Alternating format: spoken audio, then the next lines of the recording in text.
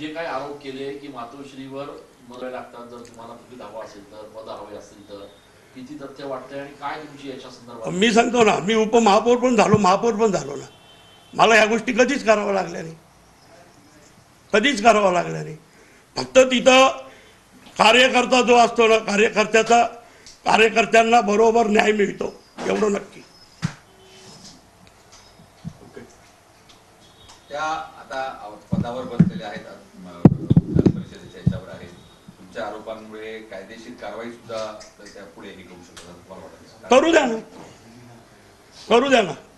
मी शिवसैनिक आहे, गेल्या 43 वर्षापासून काम करतो. त्यांना सुद्धा मी ह्या पक्षात सिनियर आहे. काय आरोप केले तर त्याला देऊ, उत्तर देऊ, आणि तुमच्या माध्यमातून उत्तर देऊ. याच्यात काही खोटं नाही आहे. पण अशा पद्धतीचे आरोप खरं तर अनेक वर्ष होत होते की शिवसेनेमध्ये पैसे घेतले जातात, तिकीट घेतले जातात. मग अशी काही लॉबी एका विशिष्ट शिवसेनेमध्ये की नाही, मी तुमच्या पुढे उदाहरण फार मोठं आहे. मला 43 वर्ष झालेले. मी आजपर्यंत नया पैसाही मातोश्रीनी माझ्याकडून घेतलेला नाही. मातोश्री नाही घेत, पण मग हे मधले जे हस्तक आहेत, आता नीलमताईंनी पैसे घेतले, पण मग ते पुढे कोणाकडे दिले माहित नाही मला. त्यांनी रिटर्न दिले म्हणजे त्यांच्याकडेच होते. त्यांनी रिटर्न दिले म्हणजे त्यांच्याकडेच होते ना. तुम्ही या संदर्भात त्यावेळेस उद्धव साहेबांशी काही बोललो होतं? नाही, साहेबांपर्यंत गेलोच नाही त्यावेळेस. फक्त त्यावेळेस तिकिटासाठी माझ्याबरोबर बबनराव घोलप आणि हेमंत गोडसे माझ्याबरोबर होते.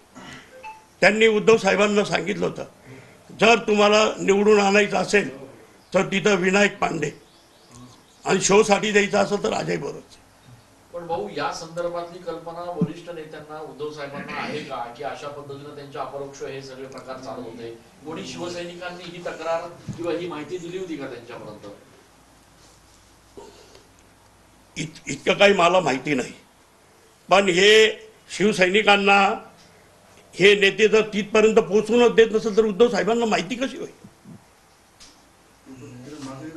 विधानसभेच्या उमेदवारीसाठी नीलम गोऱ्हे यांनी माझ्याकडून पैसे घेतले होते असा गंभीर आरोप विनायक पांडे यांनी केलेला आहे.